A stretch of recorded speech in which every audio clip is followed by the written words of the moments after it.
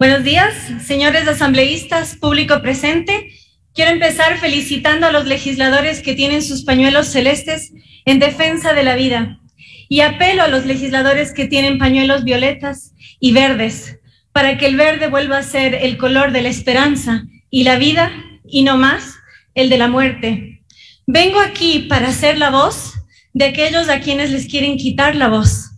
Vengo en nombre de Paz, Faustina, Esperanza, 3 niñas a las que el feminismo llama derecho a haber matado. Dicen que no son necesarios los plazos. Sepan que en Argentina no lo son. Y por eso es que 3 niñas fueron arrancadas de las entrañas de 3 niñas. Y esas niñas no son defendidas por aquellas que dicen que luchan contra la violencia hacia la mujer.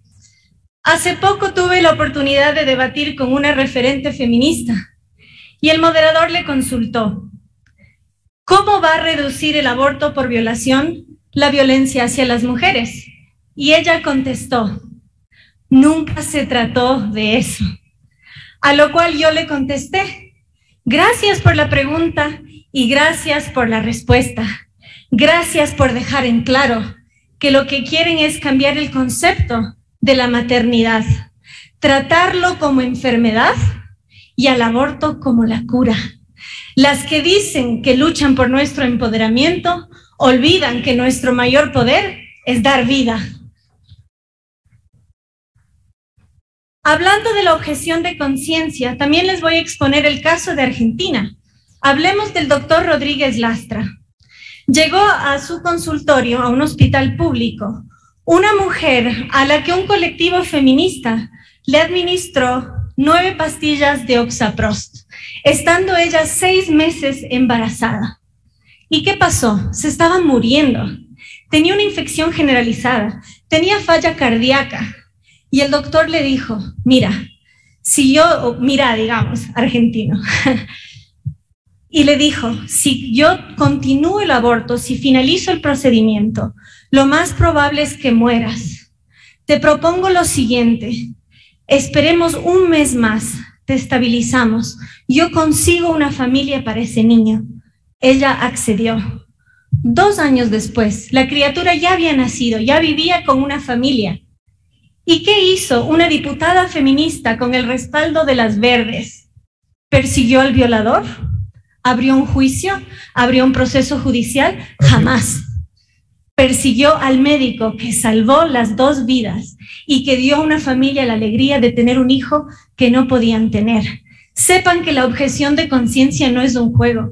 Sepan que una vez que se pasan proyectos de ley como esta, los médicos son perseguidos y los violadores sueltos. Así que no ostenten hablar en nombre de las mujeres si permiten un proyecto de ley que nos deja vulnerables. En cuanto a los pueblos, las nacionalidades y el supuesto racismo en estas medidas, sepan ustedes, desde la legalización del aborto en Estados Unidos, que fue en 1973, entre paréntesis, empezó por una denuncia falsa de violación. A una mujer que vivía en la calle le ofrecieron un pedazo de pizza a cambio de decir que fue violada y nunca abortó. Dio en adopción a su hija y dedicó toda su vida a ser activista pro vida. Su nombre era Norma, pero le pusieron Jane Roe. Sepan entonces que desde 1973 se han abortado más de 60 millones de personas en Estados Unidos, de los cuales 20 millones eran negros. No hay lugar más peligroso en los Estados Unidos para una persona afrodescendiente que el vientre de su madre. Así que no ostenten hablar en nombre de los pueblos si validan a una medida racista que fue justamente fomentada por Margaret Sanger, fundadora de Planned Parenthood. Ella decía que había que sacar la hierba mala de la sociedad para que puedan florecer los mejores retoños. No hay nada menos empático y discriminador que forjar una sociedad donde se determina quién vive y quién muere, quién nace y quién no. Y sepan, la principal causa de muerte femenina en el mundo es el aborto selectivo. La ONU estima que para 2035 serán 150 millones de mujeres asesinadas en el vientre de sus madres. Respecto a la progresividad de estas leyes, en junio de este año, Canadá intentó prohibir el aborto selectivo. ¿Qué implica esto? Una vez que se detecta el sexo de la criatura, se puede abortar en Canadá hasta el 9º mes. Y gente como ustedes, legisladores, votaron porque se continúe matando mujeres. Cuando el primer ministro, que se declara feminista, se le preguntó, ¿está usted de acuerdo con el aborto selectivo? Dijo, es decisión de la mujer.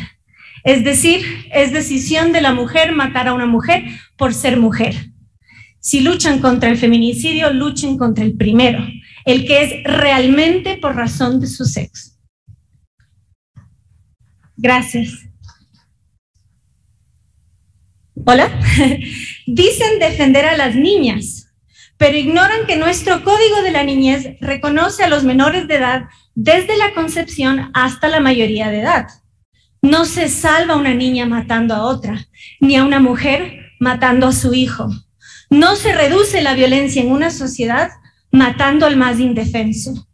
Sabemos que uno de los principales problemas en nuestro país es que la justicia tarda y a menudo no llega. Lo sé, fui ortigada por un colectivo feminista y en complicidad con don Isa, que ya sabemos destrozó nuestra capital, y sigo esperando que la fiscalía. Entonces, este proyecto de ley agravaría esta impunidad, porque no exige una denuncia contra el violador, condenaría a pena de muerte al más inocente y dejaría en libertad a un delincuente. Sabrán los asambleístas que el Ecuador es firmante del Pacto de San José, que tiene jerarquía constitucional. Allí establece 3 hechos fundamentales que invalidan este proyecto de ley. Primero, determina que la vida es un derecho desde la concepción. Prohíbe la pena de muerte, en particular a los menores de edad, y no permite trasladar culpas. Y eso es lo que logra este proyecto de ley, revertir el proceso judicial. Señores asambleístas, aquí, en el Pleno, ya se intentó despenalizar el aborto en caso de violación y malformación fetal, pero fracasó. ¿Por qué? Porque el Ecuador es una nación multiétnica, pluricultural y mega diversa. No tiene cabida un proyecto de ley que determina que solo merece vivir el deseado, el que no tiene discapacidad y el que tiene recursos. Esto último es primordial y quien me precedió en el Pleno lo dejó muy en claro.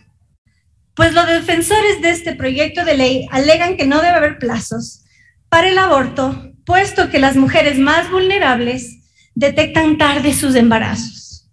Apuntan a los más pobres de la sociedad. Nos quieren hacer creer que más vale morir que ser pobre. No quieren reducir la pobreza, sino a los pobres. Fiel a su ideología política económica, no creen en la movilidad social. Y sepan que muchas veces la falta de recursos es lo que empuja a las mujeres a abortar. Y por eso es que en España, más del 92% de las mujeres que recibieron ayuda decidieron no abortar. Este proyecto de ley dice que va a reparar a las mujeres, como si de una deuda se tratase. Pero lo cierto es que el aborto no repara, destroza. El aborto aumenta el riesgo de suicidio al triple respecto a las demás mujeres. En los primeros 7 años de la legalización del aborto en Finlandia, así se demostró. Por eso ahora se acompaña con tratamiento psicológico. Pero para eso hay que primero detectar al aborto como un problema y no como una solución. Al ser el embarazo un proceso natural, interrumpirlo abruptamente tiene consecuencias hormonales y por ende emocionales. Además, existe un fenómeno llamado microquimerismo fetal, donde hasta el ADN de la mujer se modifica desde la gestación. Por ello, quebrar ese vínculo de forma abrupta causa secuelas físicas y psicológicas. Desde la psiquiatría, implica un duelo que no pasa de la etapa de negación. Por eso muchos dicen, es que yo tengo una amiga que abortó y no pasa nada, porque está en negación, porque nunca podrá enterrar a ese hijo, porque terminará desechado como basura orgánica.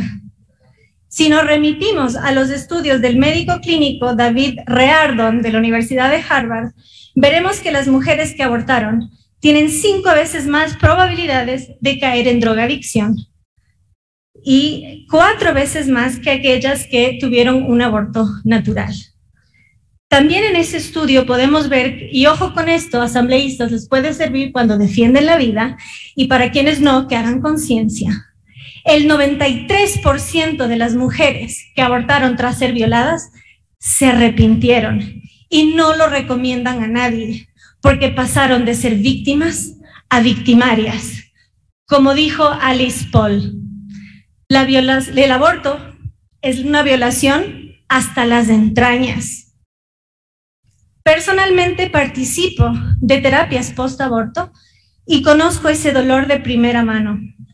La esterilidad es una herida recurrente, pues por un aborto provocado en la juventud, muchas mujeres que acompaño no pueden tener hijos cuando ya se casan y deciden formar una familia. Es más, el daño interno es tal que muchas veces pierden a los hijos que logran concebir después. Si esta práctica en verdad reparase, el haber abortado no sería la causa de esterilidad del 60% de las mujeres cubanas que son infértiles. Noten, el primer país que legalizó el aborto en América tiene esas tasas. Señores asambleístas, su función como legisladores es ser la voz del pueblo, representarnos. Sepan que el Ecuador es un pueblo mayormente pro vida. En la costa rural, el 91%. Entonces, respaldar una iniciativa como esta atenta contra la voluntad popular. Por último, ¿han notado que nunca se ve una bandera nacional en una marcha feminista? Primero, porque son los niños el futuro de la patria y atentan contra ello. Segundo, porque obedecen a una agenda internacional globalista que viola nuestra soberanía nacional. Basta con ver los alrededores de esta asamblea para que vean su violencia. Quien destroza nuestro patrimonio cultural, arquitectónico e histórico. Quien quiere el bienestar de la nación, la cuida, no la destruye, comenzando por lo más valioso que tenemos, la vida. Pregúntense, ¿les gustaría ser atendidos en un sistema de salud donde los médicos sanan o donde estén dispuestos a matar? Peor aún, donde sean perseguidos por salvar vidas. Señores asambleístas, está en sus manos decidir cuál es el país en el que quieren vivir ustedes, sus hijos, sus nietos. Uno donde los abusadores pagan por sus crímenes y los niños son protegidos, o donde los violadores andan sueltos y los niños muertos. ¡Que viva el Ecuador y no que muera! Hola, soy Mamela Fiallo Flor, bienvenidos a mi canal de YouTube.